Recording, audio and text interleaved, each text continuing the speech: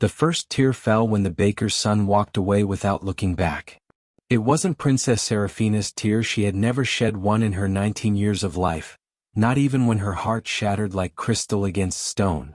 The ancient curse that bound her bloodline ensured that royal tears could never fall. Instead, it was mine, burning like acid down my cheek as I stood hidden in the castle's rose garden, feeling every ounce of her heartbreak as if it were my own. My name is Elena, and I am the princess's shadow bound by magic to weep the tears she cannot shed. Where she must maintain her composure, I crumble. Where she must show strength, I bear the weight of her pain. It is an enchantment woven into the very foundation of our kingdom, ensuring that royal blood never shows weakness. But tonight was different. Tonight, Princess Seraphina had finally met someone who saw through her crown to the woman beneath, and he had walked away disgusted by what he found. Have you subscribed to our channel yet? If not, kindly do so as we proceed. Princess Seraphina of Valdris was everything the kingdom expected of their future queen: beautiful, intelligent, accomplished, and utterly untouchable. She moved through the world as if it existed solely for her pleasure, speaking to commoners with the detached politeness one might reserve for furniture, and treating even noble courtiers as elaborate decorations in her royal existence. I had been bound to her since birth, marked by fate to carry the emotional burdens she could never show. The court called me a tear-bearer, though they barely acknowledged my existence.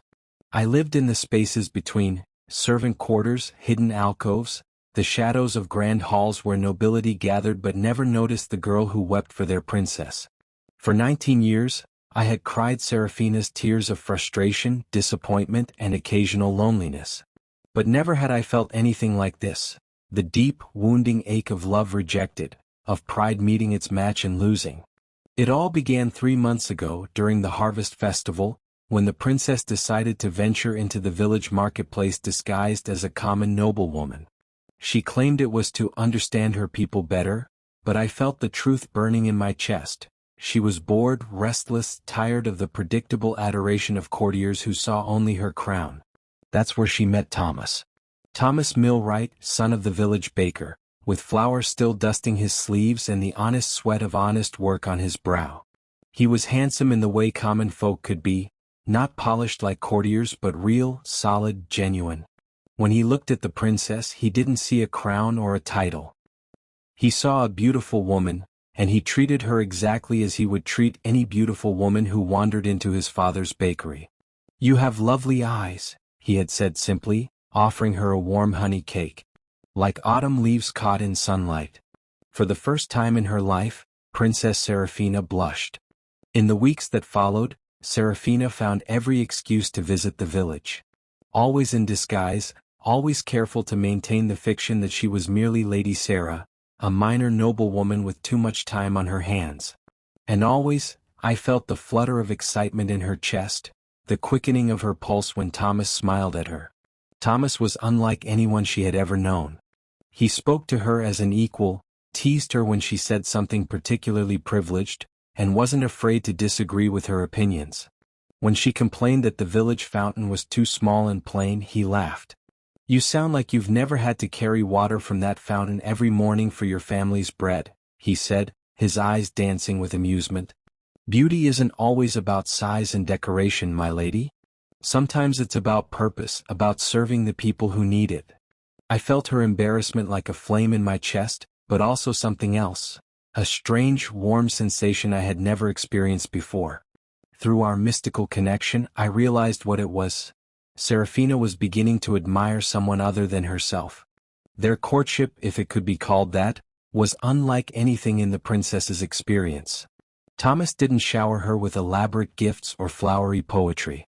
Instead, he taught her to knead bread, showed her how to judge the ripeness of grain, and listened, truly listened, when she spoke about her dreams and fears. But Seraphina, raised in the isolation of absolute privilege, struggled to understand his world. When Thomas mentioned that his family might lose their bakery due to new taxes imposed by the crown, she dismissed it with a wave of her hand. "Surely they can simply ask the princess for an exemption," she said carelessly. "Or find another trade if baking becomes too difficult." Thomas's expression hardened. asked the princess. Lady Sarah, the princess doesn't even know we exist. And find another trade, as if it's that simple to abandon generations of family tradition, to throw away everything your father and grandfather built. I felt Seraphina's confusion like a knot in my stomach.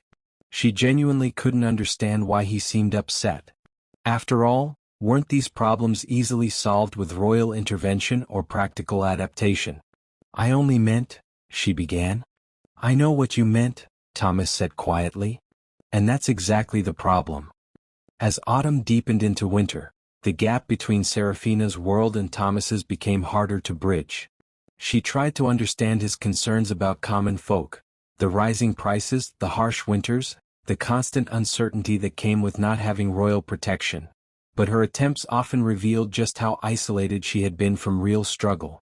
When Thomas mentioned that his sister was ill but couldn't afford the healer's fees, Seraphina offered to pay without a second thought. When he explained that his pride wouldn't allow him to accept charity, especially from someone he was courting, she was genuinely baffled.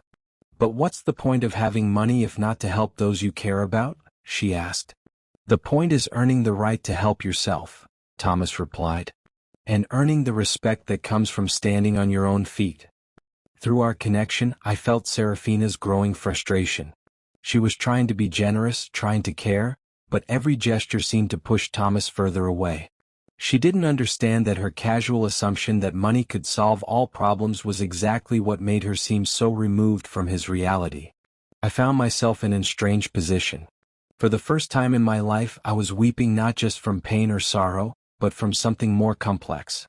I cried from Seraphina's confusion and hurt, but also from a growing understanding that perhaps Thomas was right.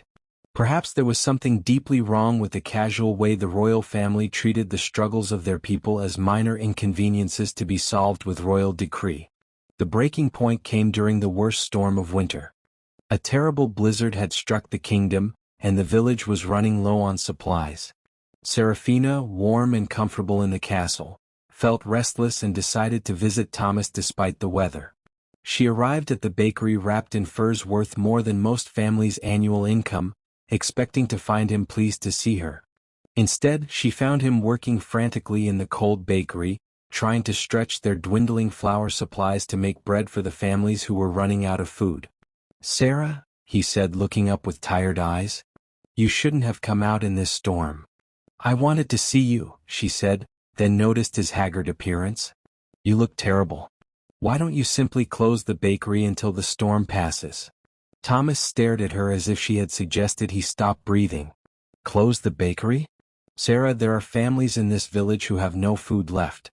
Children who will go hungry tonight if we don't find a way to make what little flour we have stretch until the supply wagons can get through." "Then why don't you ask the castle for help?" Seraphina asked, still not understanding. "I'm sure they have plenty of flour stored away." "Because," Thomas said slowly as if speaking to a child, "the castle stores are for the royal family and their guests. Not for common folk like us." "But that's ridiculous," Seraphina exclaimed. "If people are hungry, of course the royal family would share their stores. They're not monsters." Thomas looked at her for a long, quiet moment. Then he asked the question that would change everything.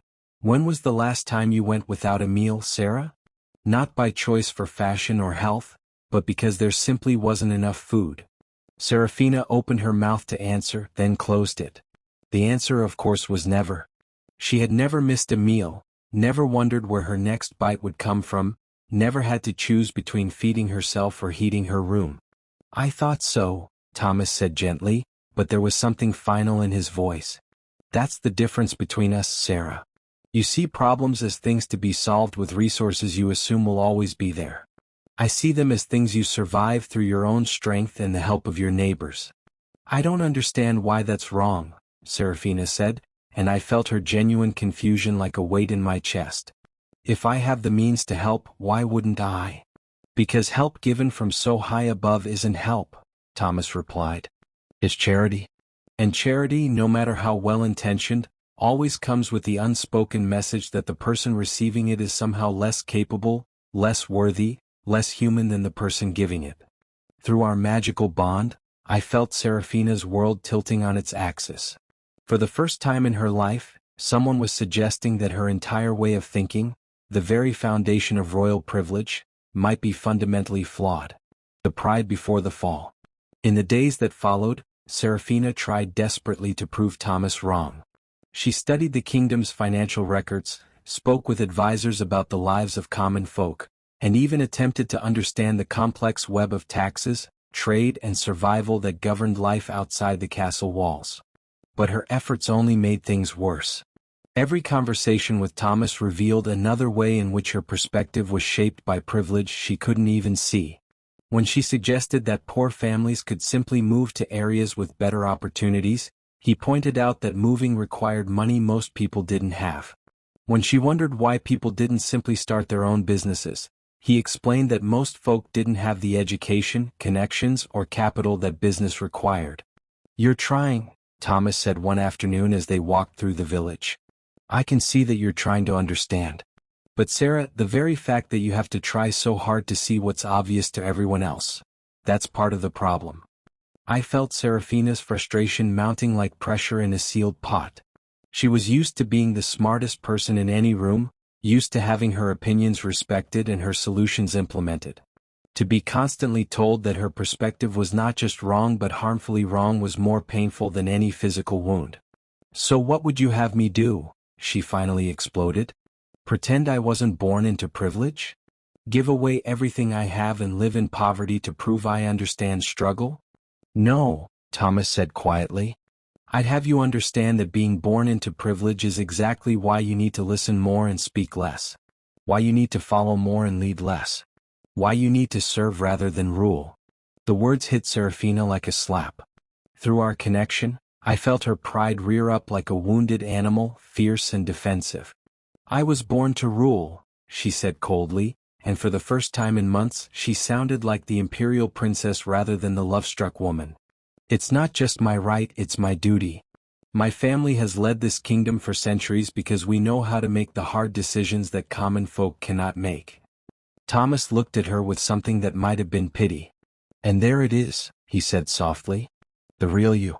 The one who believes that some people are born to command and others to obey. The one who thinks that having power makes you wise, and having wealth makes you worthy." "It's not about worth," Seraphina protested. "It's about responsibility, about believing you're better than everyone else," Thomas finished. "And maybe you are, Sarah. Maybe you're smarter, maybe you're more educated, maybe you're more beautiful. But that doesn't make you more human.